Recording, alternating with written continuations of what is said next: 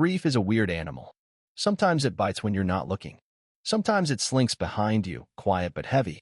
Sometimes it just curls up and sits on your chest, pressing down until even the easiest breath feels borrowed.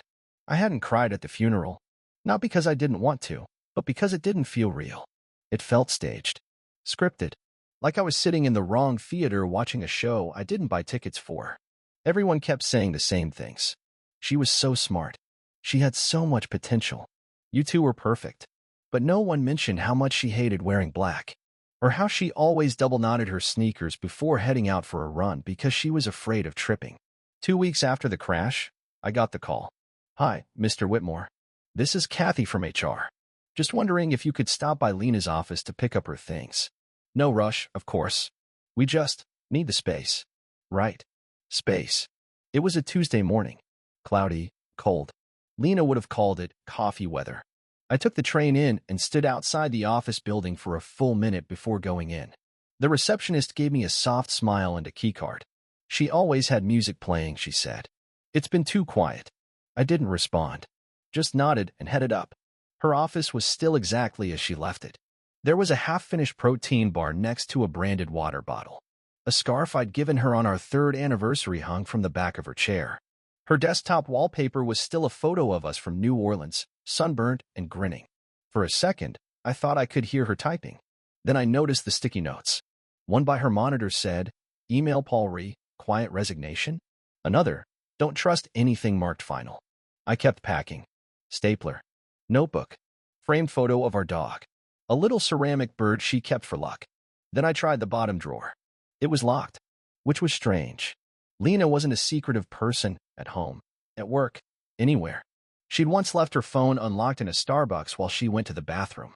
Said, "If someone wants my grocery list and terrible memes, they can have it."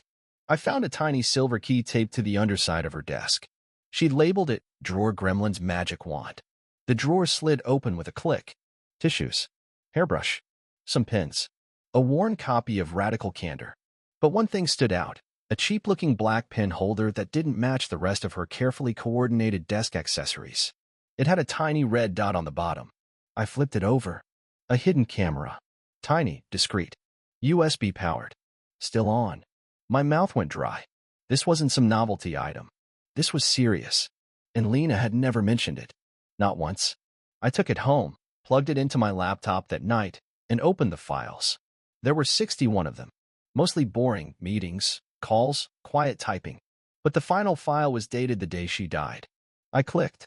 The screen flickered. Then there she was, Lena, calm, poised, typing like she always did with her earbuds half in and her brow furrowed. Then the door opened. A man walked in. Gray suit. Expensive watch. A face I recognized from the funeral, her boss. The same one who called her family between spoonfuls of potato salad. He didn't sit. He leaned in. "You've been poking where you shouldn't," he said. His voice was low, tight, controlled. Lena didn't look up. "You should have left that audit alone. This isn't your fight." She pulled out one earbud. "Then stop making it mine." He slammed his hand on the desk. The camera jolted. My fists clenched. "Lena," he growled. "Don't be a martyr. You're not going to like how this ends." The clip ended 3 minutes later. Lena died that night. I didn't sleep that night. I didn't eat the next day. I just sat there, headphones on, laptop open, scrubbing through hours of video like I was piecing together a crime scene frame by frame. And maybe I was. Each clip became a breadcrumb. Most showed nothing.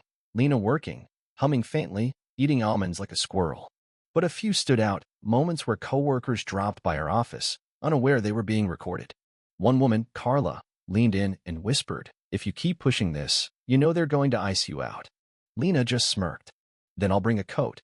Another clip showed a heated conversation with a man named Paul, middle-aged, slick hair, wore his ID badge like it was an award. "You're digging into things way above your pay grade," he said.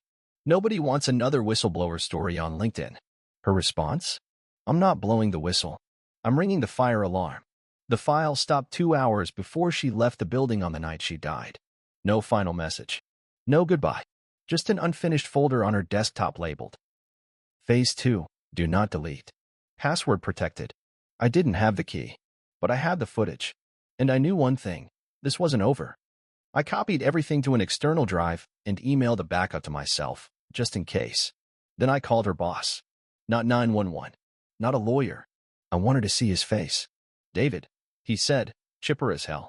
So good to hear from you. We've been thinking of you. Lena was like family here. Really? I said flatly, because I found something in her desk. The silence that followed was instant. Sharp. What kind of something, he asked. The kind with a lens. And a hard drive. He cleared his throat. That's unexpected. I'd like to talk. In person. Long pause. Then, sure. We can arrange that. He gave me a time, 9 a.m., his office, the same one Lena used to call the lair. I didn't tell him I was bringing backup. That night, I texted Lena's friend Carla. Me, did you know Lena had a hidden cam in her office? Carla, wait. What? Me, I have footage. She recorded a confrontation. It looks bad. Carla, David. I think I need to tell you something. Meet me before you talk to him. The next morning, we met in a parking garage because of course we did. Because apparently this wasn't just grief anymore. It was a thriller. And I had unknowingly stepped into the first act. Carla looked tired. Scared. But when she saw me, she hugged me so tightly, I nearly dropped the flash drive in my pocket. I didn't know she was recording, she said. But I knew something was wrong. Lena found inconsistencies in the payroll system. 6-figure payments routed through shell vendors. She thought someone was laundering money through internal contracts. I blinked. Why didn't she tell me? She didn't want you involved. She thought it would protect you. I almost laughed. She was wrong. Because now I was right in the middle. And I was walking into a meeting with the man she caught on camera, the last man to threaten her. The office hadn't changed. Same cold glass walls. Same too white lighting. Same fake smile receptionist who acted like I was a ghost. She handed me a visitor badge like she'd been instructed not to ask questions. I rode the elevator alone. Top floor. Executive suite. The kind of place Lena said smelled like cologne and denial. When the doors opened, he was already waiting. Martin Holbrook. Senior partner. The man with the raised voice and clenched jaw in Lena's final recording. He smiled like a shark forced to teach kindergarten. David. Again, I'm deeply sorry for your loss. He gestured to a seat across from his massive desk, which looked less like a workspace and more like a minimalist chessboard made of mahogany. I understand you found something.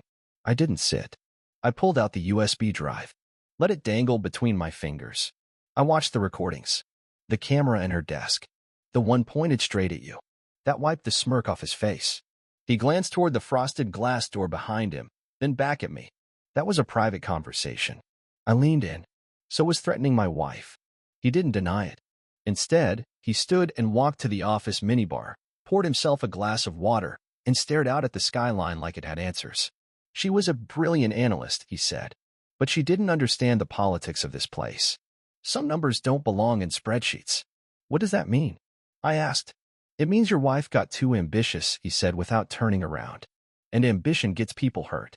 I froze. That wasn't a metaphor. That was a warning. I pulled out my phone, played the audio clip, the one where he slammed his hand and said, "You're not going to like how this ends." His face didn't twitch, didn't change. Just calm, glassy indifference. He turned. You're angry. I understand. But if you think there's a smoking gun here, you're mistaken. She found shell companies, I said. She found payments with no invoices. 6-figure wires to ghost vendors. He nodded slowly. You think you're the first person to find fraud in this industry? You think that matters? It matters if someone dies for it. He set the glass down. You should leave, David. You've been through enough. I'm not leaving until someone answers for what happened. Then came the line, the one I'll never forget. This conversation never happened. He pressed a button under his desk. The door opened. Security walked in, polite but firm. Mr. Whitmore, this way, please. They didn't touch me. Just escorted. I left without a scene. But in the elevator, I looked at my reflection and made a decision. I was done asking politely. If they wanted silence, I give them noise. The hardest part wasn't finding the journalist. It was hitting send. I stared at the email draft for 15 minutes, hands trembling over the keyboard. I could have walked away. Could have just grieved quietly like the world expects widowers to. But that's not who Lena married. She married someone who followed the truth, even if it broke him. So I sent the files. And less than an hour later, my phone rang. Is this David Whitmore? The voice asked. It was crisp, sharp, confident. This is Malaya Tran. I got your message. We need to talk. In person. We met at a coffee shop Lena loved. Not the one near her office. That was ruined now. This one had creaky floors and hand-drawn chalk menus. Lena said it felt unpretentious. Malaya was already there when I arrived. Black blazer, no makeup, dark circles under sharp eyes. Her recorder was already on. I watched the clip, she said without preamble. And I've done a background check on Martin Holbrook. And he's got dirt. Old settlements, closed investigations. He's good at hiding rot under polished titles. I pulled out the USB. There's more. We reviewed the footage together, and then I told her about Lena's folder. Her password. The night she cried reading that anniversary card. I showed her the document, the payments, the accounts, the Florida LLC tied to Martin's roommate. She found the entire chain, I said. She was preparing to go public. Malaya nodded, scribbling furiously in her notebook. Then let's finish what she started. We worked for hours. She asked questions I hadn't thought of. Names, dates, motives. Who would be ruined if this went public? Who else might have helped cover it up? Who benefits from silence?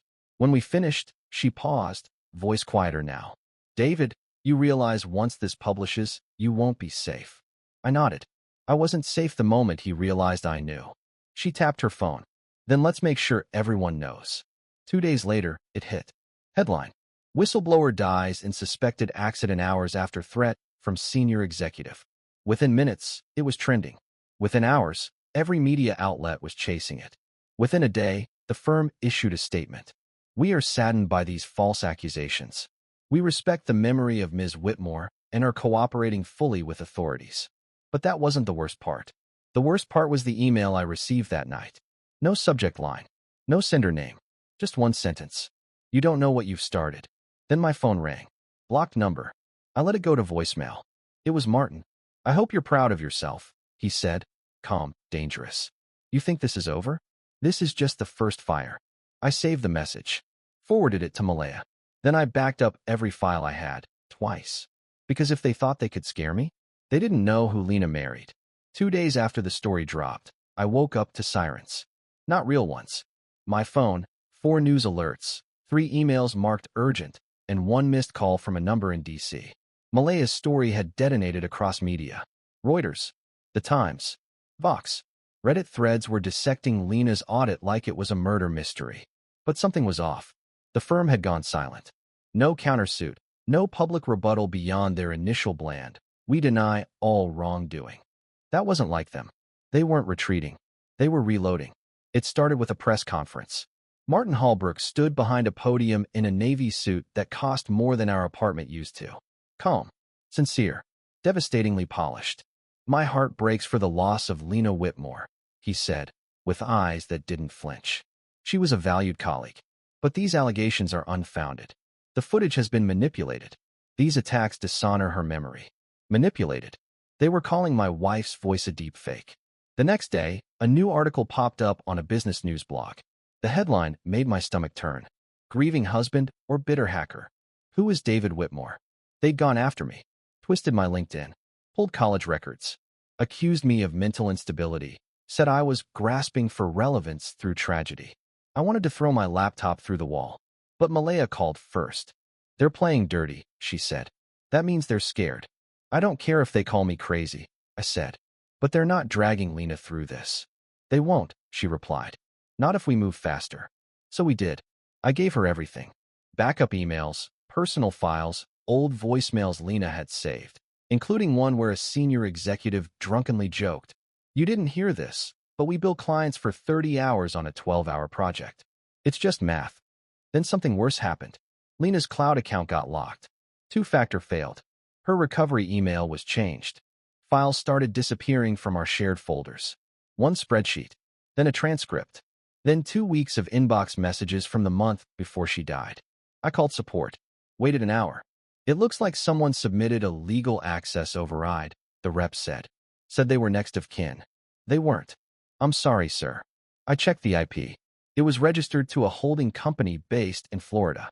Martin's college roommate again. I emailed Malaya immediately. They're scrubbing her. Digitally. It's like she never existed. She responded in seconds. "Then we go analog. Hard drives. Paper. Print everything you have." "I'll do the same." That night, I sat in my apartment surrounded by copies. Stacks of printed emails, transcripts, spreadsheets, timelines. It looked like a conspiracy theorist's lair, but this one was real. Lena once said, "They'll try to bury the truth in paperwork. So make it fireproof." So I did. I bought a fireproof safe, locked her legacy inside, and waited for their next move. It happened on a Tuesday. Malaya texted me at 6:43 a.m. Just one word. Boom. I turned on the TV. There it was. FBI agents, sharp suits and earpieces, swarming the consulting firm's headquarters. Live coverage. Chopper footage. Employees standing on the sidewalk in disbelief. A federal investigation had officially opened. Fraud. Money laundering. Obstruction of justice. And one potential charge no one expected to hear: reckless endangerment resulting in death. They were investigating Lena's accident. Again. By 10 a.m., Martin Holbrook had resigned. By noon, 3 senior executives were under subpoena. By sunset, Lena's name was trending again, this time as a hero. I stood in the kitchen, coffee in hand, staring at the television like I was dreaming. But the dream wasn't over. That night, I got a call from Carla. "You should come here," she said. Now, the firm had issued a mass unlock of Lena's old office files, probably to cover themselves. Someone in legal didn't scrub deeply enough. Carla found a folder in the server archive, labeled simply, "Lena, final draft." Inside, a draft letter addressed to me. Never sent. Just 3 paragraphs. Plain. Raw. Honest. David, if you're reading this, I probably didn't get to finish what I started. I need you to know, I was never scared of them. I was scared of leaving you alone with the pieces. But if I'm gone, I know you'll put them back together. Because you don't just love me, you believe me. And that's what they never accounted for. Love that doesn't fold under pressure. Thank you for being louder than their silence. L. I sat at Carla's desk and cried. Not quiet tears. Not silent, stoic movie grief. Ugly sobs. Because she knew. She knew it might cost her everything. And she still pressed send on the truth. 2 weeks later, I was invited to a private memorial hosted by Lena's coworkers, the real ones. The ones who believed her. They didn't do speeches. Just stories. Someone brought her favorite snacks. Someone played her favorite band. Carla told a story about Lena once reprogramming a vending machine to only give out ginger ale. Someone else said she used to leave sticky notes around the office that said, "They don't win if you don't quit." There was one on her whiteboard the day she died. I've kept that one. Framed it. It hangs above my desk now. And the footage? The files? The audit she gave everything for? It's all with the feds now. But I kept one copy. Not for revenge. Not for safety. For proof. That she was right. That she mattered. That they couldn't erase her. And on the days when the silence gets loud, when I still expect her key in the door or her voice humming in the shower, I open that folder. I read the note. And I remember. They left threats. She left truth. They had power. But she had me. And I will never let them forget her.